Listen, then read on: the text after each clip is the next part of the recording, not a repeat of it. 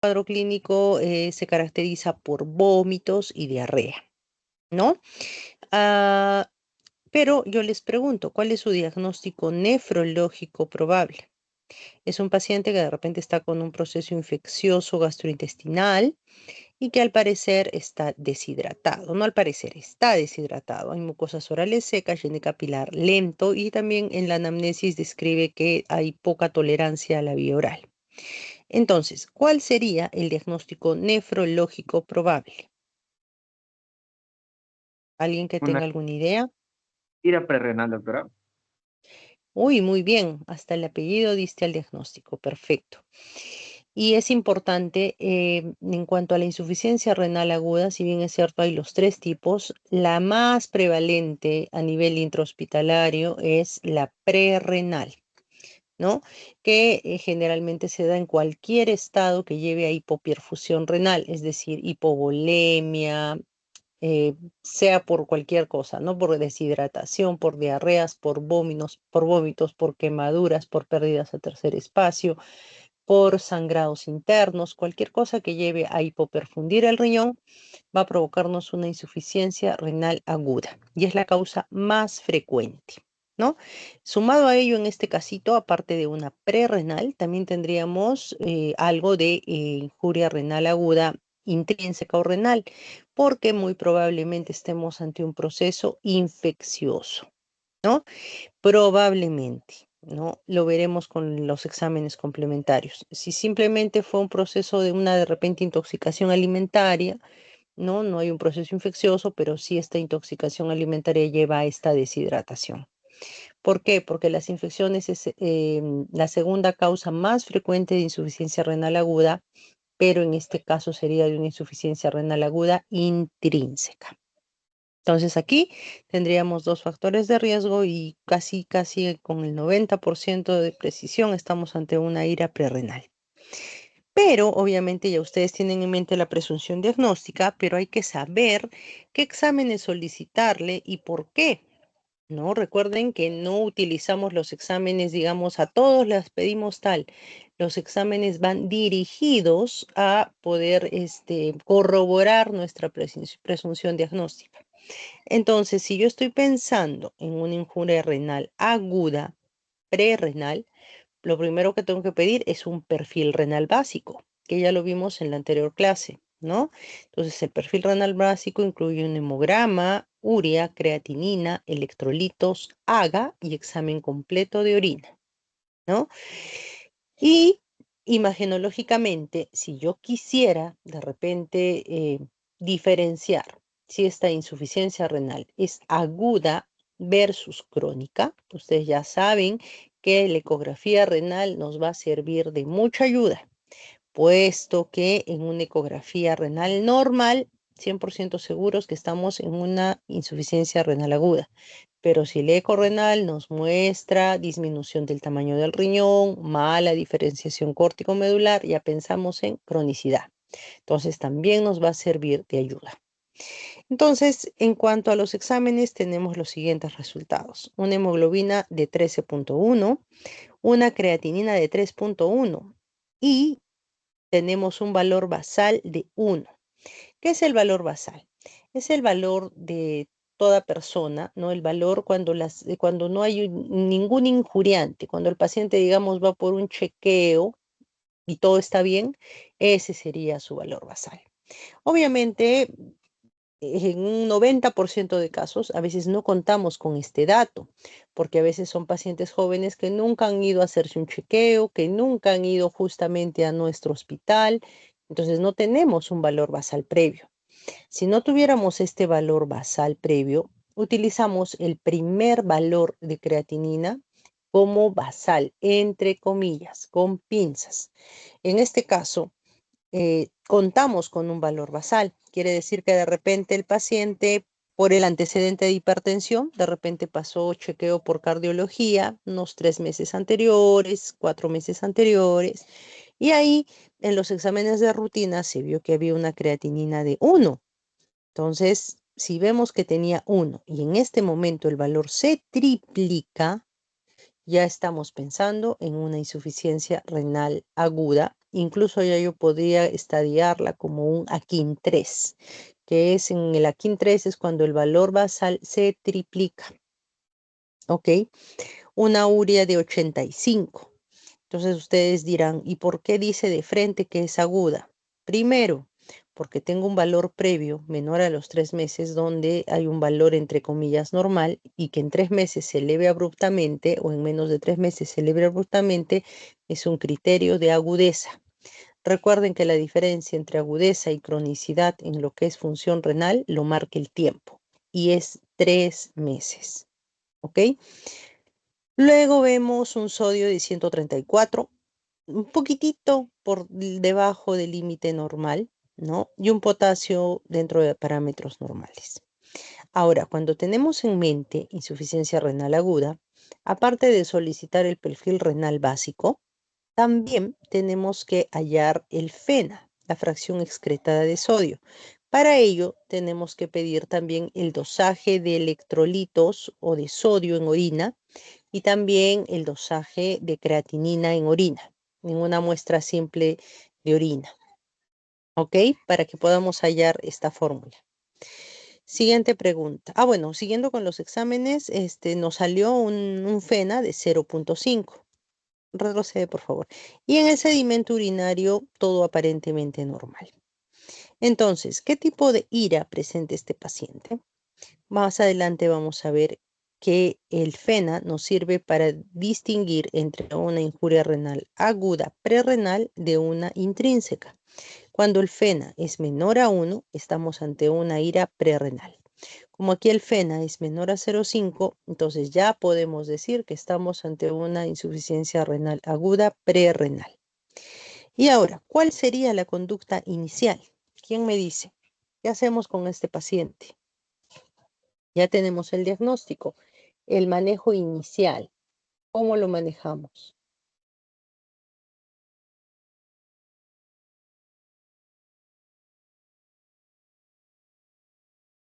Lo hidratamos, doctora. Lo hidratamos. Perfecto. Es la primera medida. Cualquiera que sea el tipo de insuficiencia renal aguda, sea prerrenal, renal o posrenal, el manejo es corregir la causa de fondo, corregir qué es lo que está provocando esta insuficiencia renal aguda. En la prerrenal, si es hipovolemia, entonces, ¿qué tenemos que hacer? Hidratar al paciente. Podemos utilizar coloides o cristaloides, podemos utilizar cloruro de sodio, podemos utilizar lactato de Ringer, ¿no? Y es importante saber cómo está su medio interno, porque de repente imagínense que este caso estuviera con hipernatremia, no le vamos a dejar cloruro de sodio al 0.9%, no, porque estaríamos aumentando más el sodio. En este caso tendríamos que hidratarlo, sí, pero con una solución al medio normal, ¿no? Una solución que tenga menos concentración de sodio, ¿no? Una solución al 0.45%, si tolera vía oral, o si no, colocar una sonda nasogástrica y agregarle agua por sonda, ¿no? Recuerden que no podemos administrar agua destilada. Entonces, si vamos a administrarle parenteralmente hidratación, podríamos preparar una solución que tenga agua destilada y una ampolla de hipersodio, que sería una solución al medio normal, ¿no? Entonces, el manejo es personalizado, pero lo que se nos queda claro es que el tratamiento es hidratar, ¿ya? Muy bien. Vamos a la siguiente diapositiva.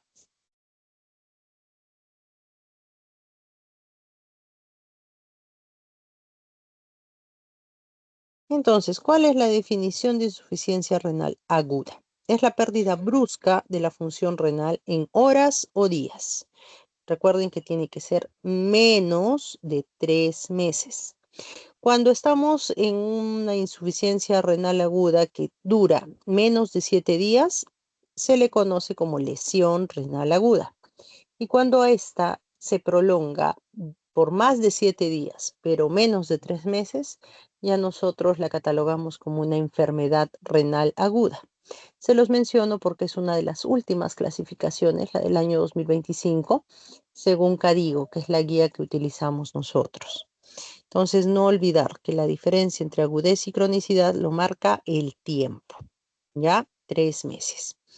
Y lo que les resalto en amarillo es importantísimo porque tienen que tenerlo claro, ¿no? ¿Cuáles son los marcadores para definir insuficiencia renal aguda? Primero, el aumento de la creatinina en más de 0.3 miligramos por decilitro en 48 horas.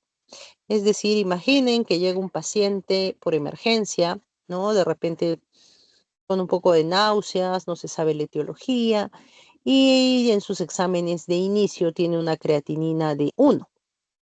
De ahí pasa a hospitalización, descubren que es una ITU complicada, de repente es una diabetes que se está instaurando, sea la etiología que fuera, pero que lo hizo deshidratar. Vemos que a los 2 días se le toma todos los exámenes control y se encuentra una creatinina en 1.3. Ya podríamos catalogarlo como insuficiencia renal aguda, porque hubo una elevación de 0.3.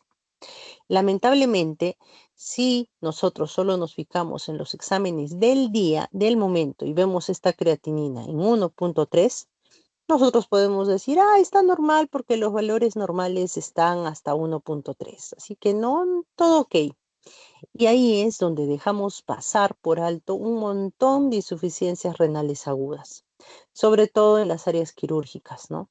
Entonces lo toman como que todo está bien, el riñón se sigue injuriando, no se toman las medidas del caso para prevenir que esta injuria renal se perpetúe y de pronto a los 3 días posteriores la creatinina ya subió a 2.5 o a 3.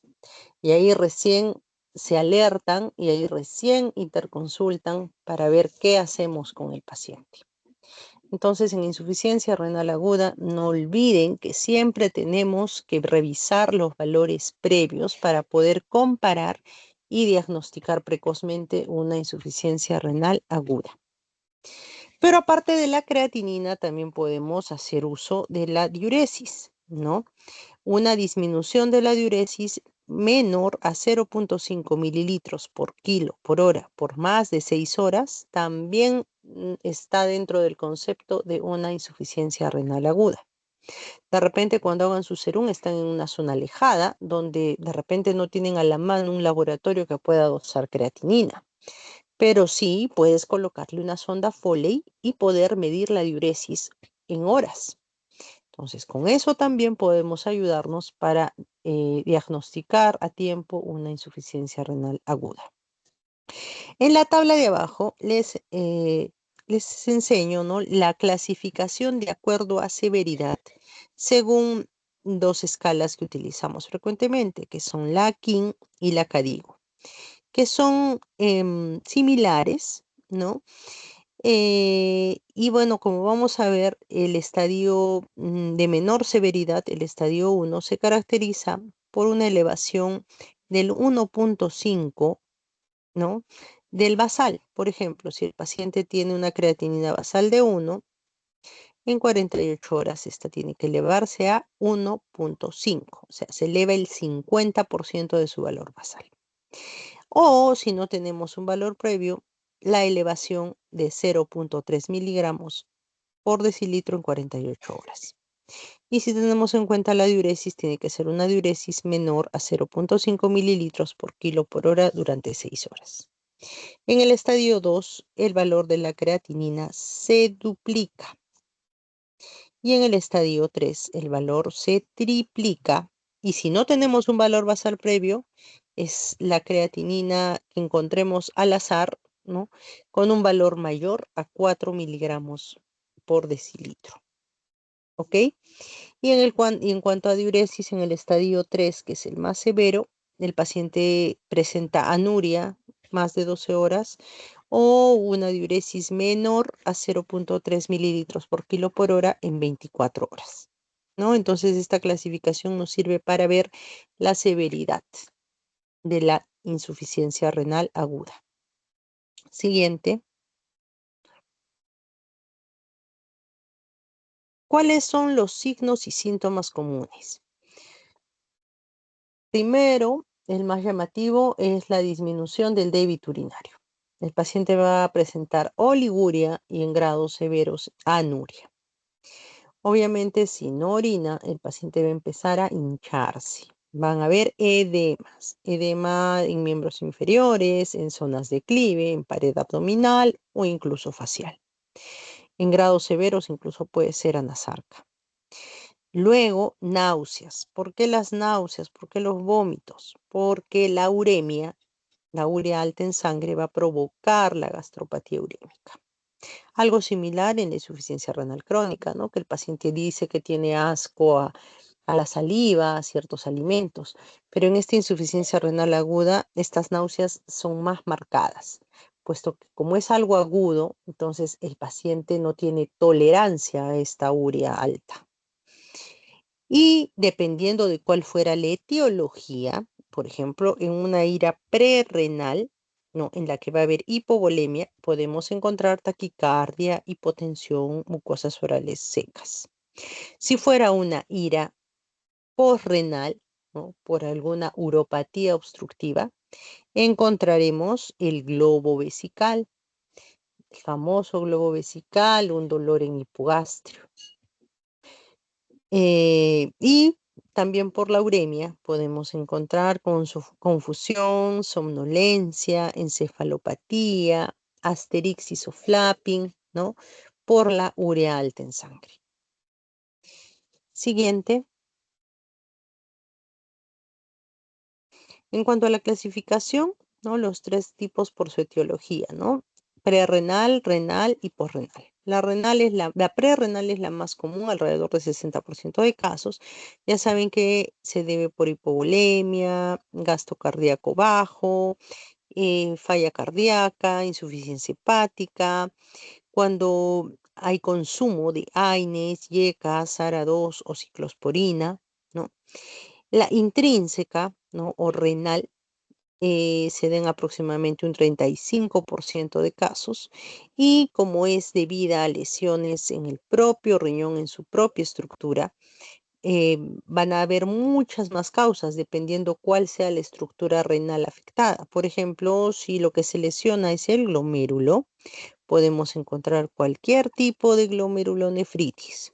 Si lo que está dañado, ¿no? Son los túbulos o el intersticio, esto puede deberse a isquemia, a sepsis, ¿no? A las infecciones, a las alergias, al uso de tóxicos, nefrotóxicos, que pueden ser endógenos, como en el caso de una hemólisis, rabdomiólisis, el caso del mieloma, el uso del cristales, la nefropatía por uratos.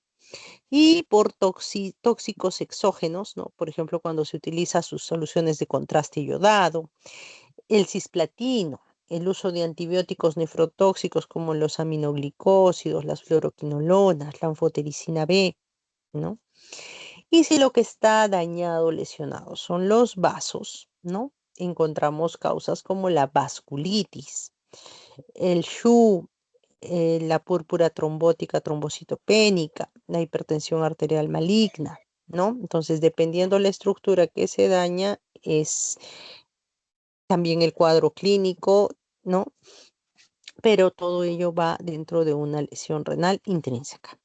Y la posrenal, que es la menos frecuente, alrededor del 5% de casos, se va a dar cuando hay obstrucción a cualquier nivel de la vía urinaria, ¿no? A nivel del cuello vesical, de la uretra, de la unión piel-ureteral, puede ser unilateral o bilateral. Cuando estamos hablando de unilateral, generalmente es debido a cálculos. Si fuera cualquier otra etiología, casi siempre es bilateral. Muy bien, siguiente. Aquí hay más ejemplos, ¿no? De causas que pueden provocar ira prerrenal, ¿no? Por ejemplo, cuando hay hipovolemia verdadera, ¿no? El uso de diuréticos, pérdidas gastrointestinales, pérdidas cutáneas, respiratorias, malnutrición, pancreatitis, etc. También cuando hay vasoconstricción renal, por ejemplo, en el síndrome hepatorrenal, en la sepsis, con el uso de alfa-adrenérgicos, en la hipercalcemia. Luego tenemos cuando hay casos de hipovolemia efectiva, Por ejemplo, en pacientes con insuficiencia cardíaca, con TEP, con hipertensión pulmonar, en el síndrome nefrótico, fármacos antihipertensivos, ¿no? En shock anafiláctico, hipoxemia, entre otros. Y también por alguna alteración de las respuestas adaptativas renales. Por ejemplo, aquí el uso de los YECAS o ARA2, que recuerden que hacían una vasoconstricción de la arteriola eferente y una vasodilatación de la arteriola aferente. ¿Para qué? Eso normalmente es para que se dé una buena y elevada presión intraglomerular. Al usar YECA y ARA2, bloqueamos esto y lo que provoca es una vasoconstricción de la arteriola aferente, ¿no? Y una vasodilatación de la arteriola eferente. Entonces, esto va a provocar que disminuya la filtración glomerular y por ende vamos a estar en más situación de hipoperfusión. También el uso de los anticalcineurínicos, ¿no? También eso puede provocar que el mecanismo, ¿no? De la vasodilatación de la arteriola aferente, que es normal, digamos que lo inhibe, y entonces al haber vasoconstricción de la arteriola aferente, no hay una buena irrigación hacia el glomérulo. Muy bien, siguiente.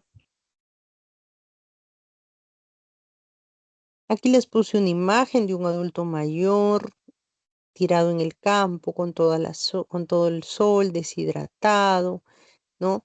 Que es uno de los ejemplos característicos de la deshidratación que puede provocar insuficiencia renal aguda prerrenal, ¿no? Recuerden que es la más común, ya saben que la principal etiología es la disminución de la perfusión renal por cualquier causa, ¿no? Una vez que hay esta hipoperfusión renal, que hay hipovolemia, que hay hipotensión, ¿qué se va a activar? El SAR, ¿no? El SAR como mecanismo compensatorio. Esto va a provocar una disminución de la diuresis, una orina más concentrada, se activa la hormona antidiurética, ¿no? Con la finalidad de retener más agua, retener sodio y aumentar la presión arterial, por todos los mecanismos que vimos en la clase anterior. ¿Cómo va a ser el cuadro clínico? En la ira prerrenal, que se debe a hipoperfusión, a hipovolemia, entonces el paciente va a tener en un primer momento hipotensión, taquicardia, mucosas orales secas, confusión, náuseas, vómitos, todo por la elevación de la urea, ¿no? Y en cuanto a los parámetros laboratoriales, ¿no? Sobre todo en orina, vamos a encontrar que en la ira prerrenal la orina va a ser concentrada, puesto que va a haber una disminución del volumen urinario y esta orina va a ser concentrada. La osmolaridad va a ser mayor a 450 osmoles por kilo, la osmolaridad urinaria. El sodio urinario va a ser menor a 12 miliequivalentes por litro y el FeNA va a ser menor a 1%. Por eso en el caso clínico, con el valor de FeNA de 0.5, ya sabíamos qué tipo de insuficiencia renal aguda era, ¿no? Aparte de la anamnesis, este examen también nos ayudó a ratificar nuestro diagnóstico. Siguiente.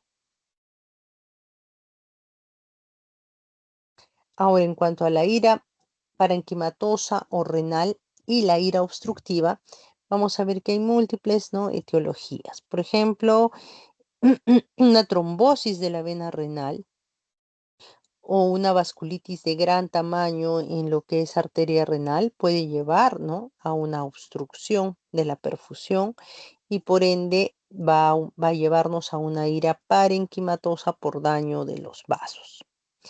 También cuando hay, por ejemplo, una vasculitis de pequeño vaso, una aterotrombolia renal o una microangiopatía trombótica, que se considera enfermedad de pequeños vasos, también vamos a presentar una insuficiencia renal aguda.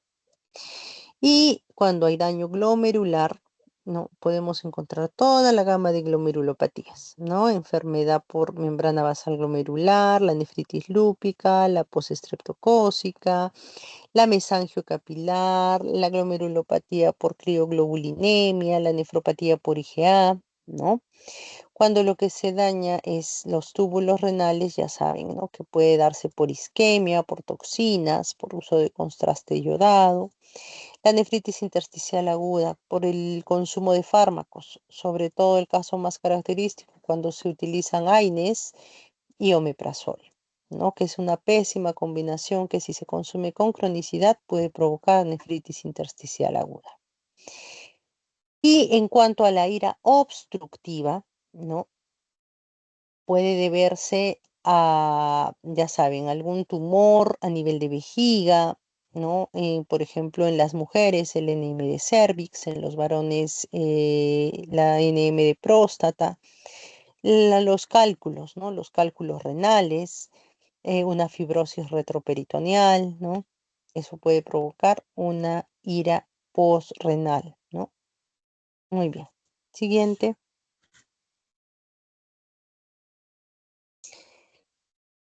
Ya saben la gran gama de etiologías que hay para una ira intrínseca. Va a depender de qué estructura del riñón se afecte, ¿no?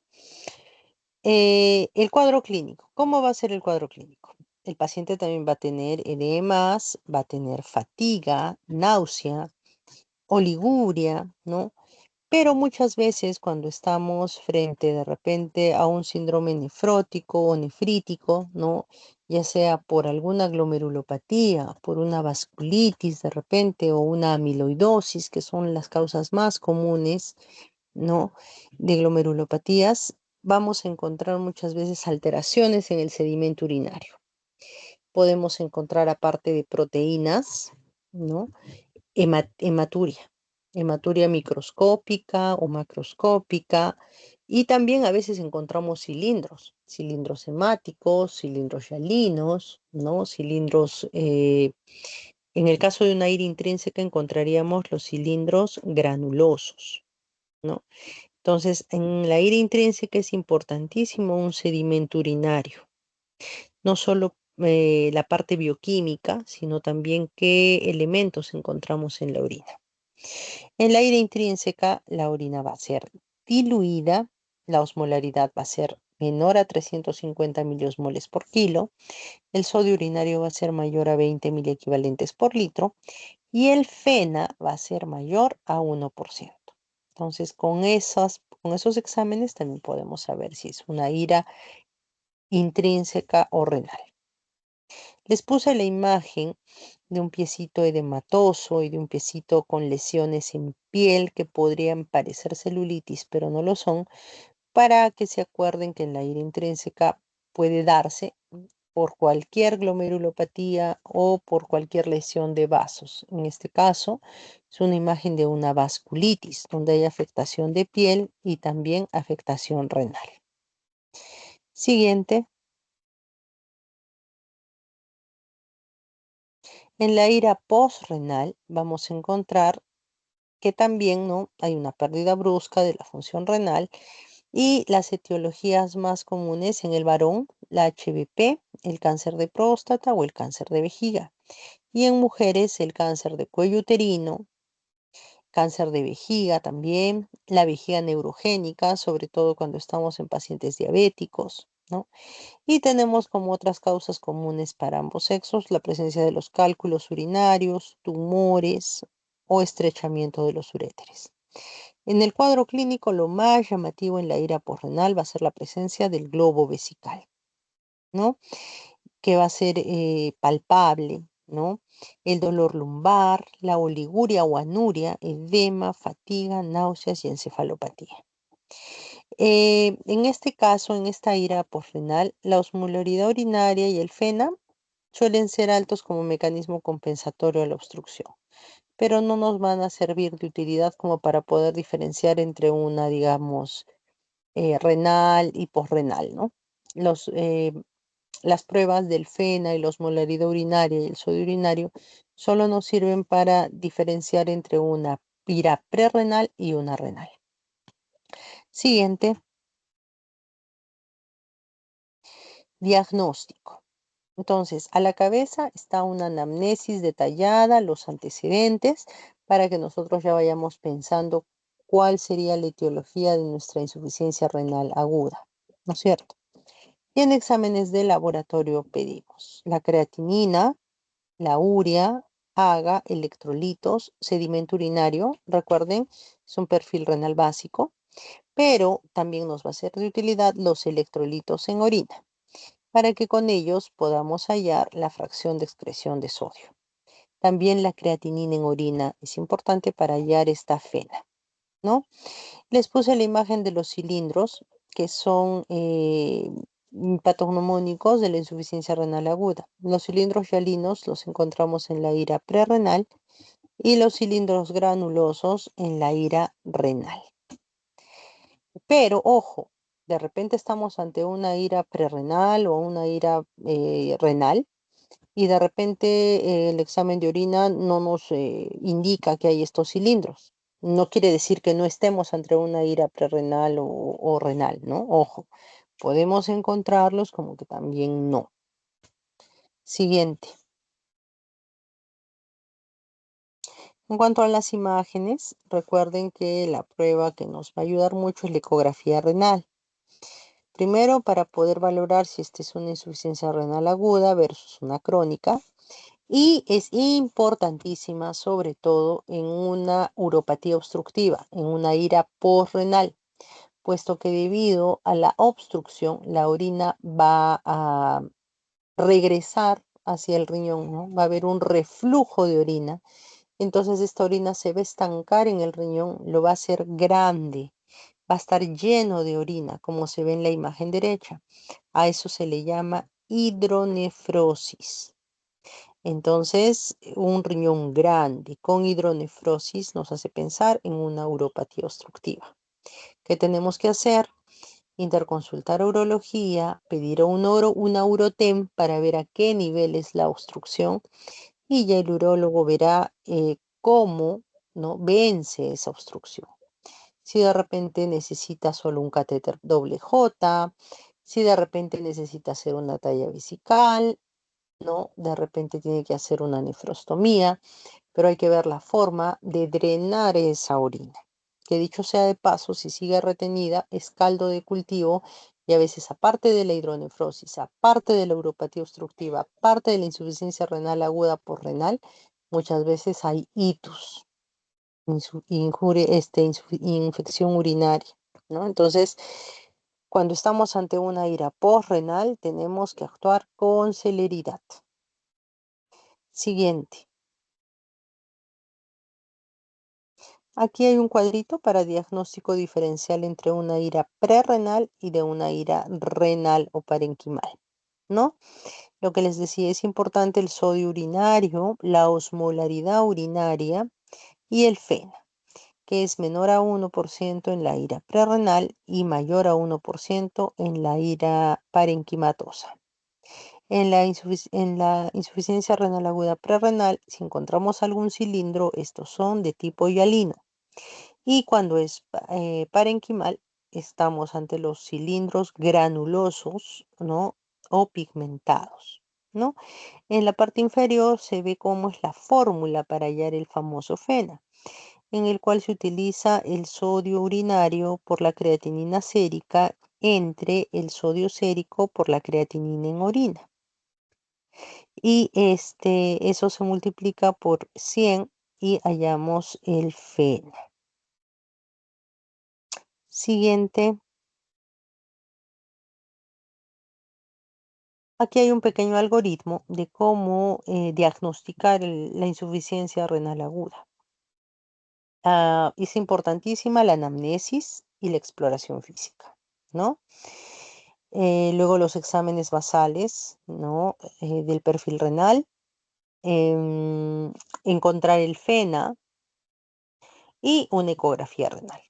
Ante ello, si estamos ante una prerrenal, entonces tenemos que tener toda la clínica de hipovolemia, un FeNA menor a 1, un IFR menor a 1, el sedimento urinario normal o con presencia de cilindros hialinos Y cuando damos volumen, cuando hidratamos al paciente, hay buena respuesta y nuestros valores de creatinina y urea descienden entre 24 a 48 horas. O sea, mejora con la hidratación.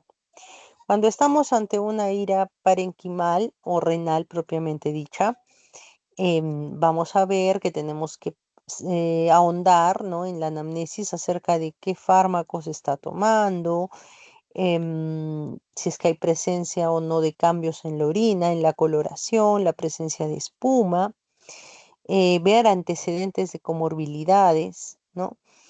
Si en este momento está cursando con algún proceso infeccioso, ¿no? Y si el FeNA es mayor a 1%, encontramos también un sedimento patológico con cilindros granulosos y al hidratar al paciente no hay mejoría, pues no sería una ira prerrenal. Y las iras parenquimatosas son las que generalmente nosotros biopsiamos, sobre todo cuando no tenemos una causa, ¿no? Por ejemplo, si toda la serología sale negativa para cualquier enfermedad autoinmune, para vasculitis, para cualquier tipo de hepatitis o cualquier infección, entonces no tenemos causa de que de repente este paciente en este momento esté teniendo un síndrome nefrótico, nefrítico, más una insuficiencia renal aguda. Entonces, ¿qué hacemos? Biopsiamos. Y finalmente, en la ira postrenal o obstructiva, ya saben, encontramos anuria o oligoanuria y el famoso globo vesical. En la ecografía renal encontramos la hidronefrosis y puesto que esta orina está estancada, muchas veces en el sedimento urinario lo que vamos a encontrar son células compatibles con una infección urinaria. Vamos a encontrar hematuria, leucocitos, piocitos. Y cuando encontramos una mejoría de este, ¿cómo solucionamos este cuadro para que mejore la función del riñón a su estado basal? Pues rápidamente desobstruyendo vía urinaria. Entonces, primero pedimos un Urotem, ¿no? Y el urólogo definirá, ¿no?, cuál es la mejor forma de desobstruir la vía urinaria. Siguiente. El tratamiento general o de soporte, ¿no?, va a ser, cualquier sea el tipo de ira prerrenal, renal o posrenal. Primero, un balance de fluidos. El paciente tiene que estar normohidratado, pero tampoco irse al otro extremo de sobrehidratarlo. Sobre todo si estamos ante una uropatía obstructiva y el paciente no puede eliminar el líquido, entonces al sobrehidratarlo le hacemos más daño, ¿no? Porque va a haber más reflujo de orina hacia el riñón. Luego una dieta baja en sal, ¿no? Normoproteica. Si el paciente es diabético, será hipoglúcida, ¿no? Luego, corregir el medio interno. La insuficiencia renal aguda, aparte de elevarte la urea y la creatinina en sangre, también puede cursar con disturbio hidroelectrolítico. El paciente puede presentar a la vez una acidosis metabólica, ¿no?, una hipercalemia de repente. Entonces, ¿qué tenemos que hacer? Manejar medio interno, ¿no? Ya saben ustedes, para manejo de hipercalemia, gluconato de calcio, solución polarizante, ¿no?, insulina con dextrosa, y también las nebulizaciones con salbutamol o fenoterol. Si el paciente orina, ¿no?, podemos utilizar el furosemida, aparte de para fundir edemas, también para disminuir el potasio en sangre. Si estamos ante una acidosis metabólica, dependiendo del valor del pH, podremos em, agregarle bicarbonato endovenoso, ¿no?, y ajustar la dosis de medicamentos. La mayoría de antibióticos son nefrotóxicos. Los AINES también son nefrotóxicos. Entonces debemos evitar el uso de AINES y si tenemos que utilizar algún antibiótico, que sea a dosis corregida, puesto que en este momento el riñón está injuriado, está lesionado, no va a eliminar adecuadamente estos fármacos. Entonces, eso lo va a lesionar más. Entonces hay que ajustar la dosis de medicamentos. Cada medicamento tiene una dosis de ajuste de acuerdo a la tasa de filtración glomerular. Y cuando estamos en una insuficiencia renal aguda, generalmente le damos una dosis como si el paciente estuviera en un estadio 4 o 5. O sea, ajustamos su dosis en ese momento para evitar que haya más nefrotoxicidad.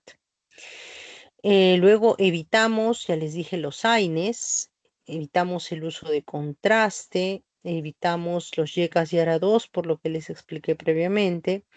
Y si pese a todo este tratamiento de soporte, pasan días y no hay mejoría, ¿no?, en la función renal, que se evidencia por un descenso de la creatinina, y por el contrario se mantiene o se eleva, pues lamentablemente tendremos que darle terapia dialítica de soporte.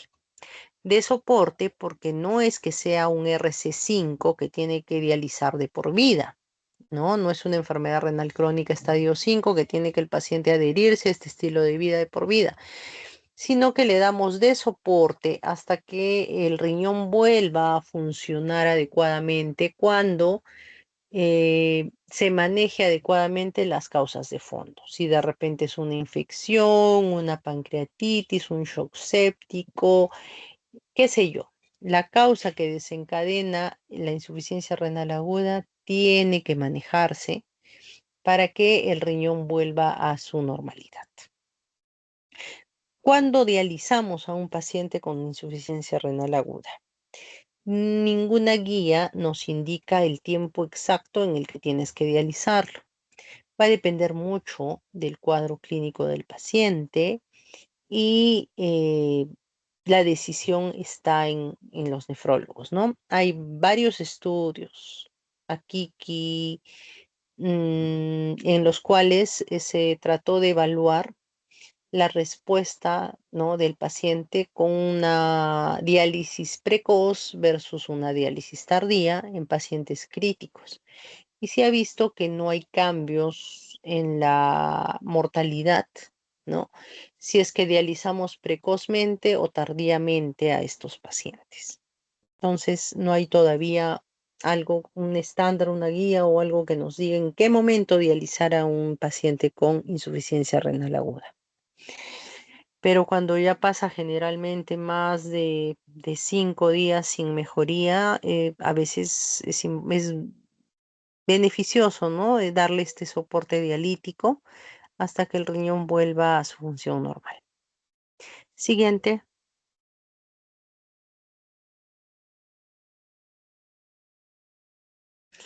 En cuanto al tratamiento etiológico, en la ira prerrenal, ¿qué tenemos que hacer? Mejorar el volumen circulante efectivo. Tenemos que hidratar. En la ira parenquimatosa, ya saben, evitar todos los nefrotóxicos y manejar la causa de fondo. Como muchas veces no vamos a saber cuál es la causa exacta, tenemos que biopsiar, saber dónde está el daño, a qué se debe el daño para tratar ese daño, tratar esa enfermedad, tratar esa glomerulopatía, tratar esa vasculitis, tratar esa amiloidosis. Y una vez que tratamos esto, secundariamente el riñón ya vuelve a funcionar en su normalidad. Y en la ida postrenal, ya saben, llamamos al urólogo para que él vea si el paciente es tributario de sonda vesical, de catéter Pigtail o doble J, de una talla vesical o de una nefrostomía. La idea es desobstruir vía urinaria y que se drene la orina. Siguiente. Finalmente, un test de cierre, ¿no? A ver, chicos, ¿cuál es la definición de insuficiencia renal aguda? Sí, Bueno, doctora. sí, Eh, doctora, s- A ver, adelante. en 6 horas por lo menos. sí, doctora.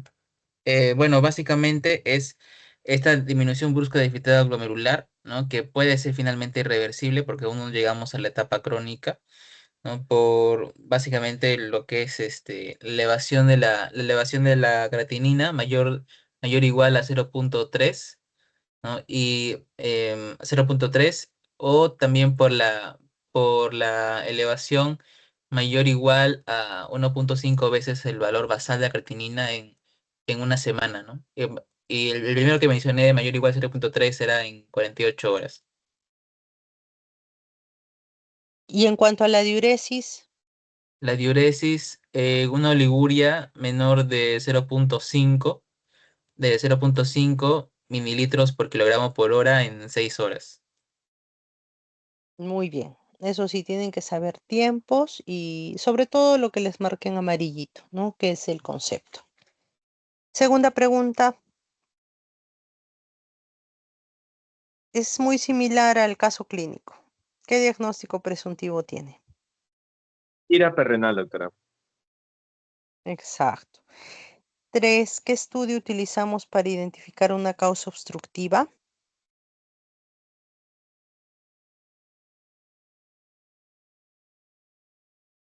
¿En qué Una examen ecografía vemos ecografía renal en la que se encuentre hidronefrosis? En la necrosis tubular aguda, ¿no? Que es una ira intrínseca, ¿no? Se necrosan los túbulos, ¿no? ¿Qué hallazgo esperas encontrar en el sedimento urinario?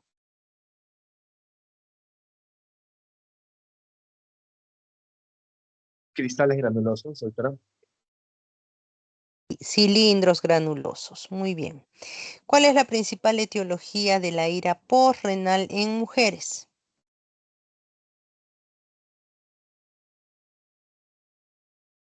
Ira obstructiva en mujeres.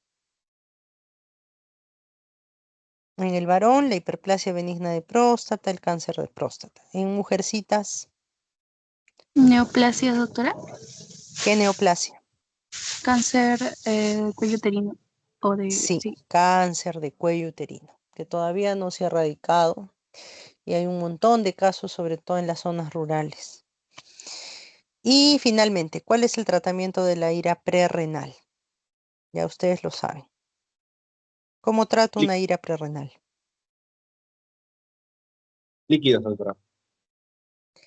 Muy bien, una hidratación, recuerden que es personalizado, hay que saber cómo está medio interno para saber con qué solución hidratar, con cuánto volumen hidratar, ¿no?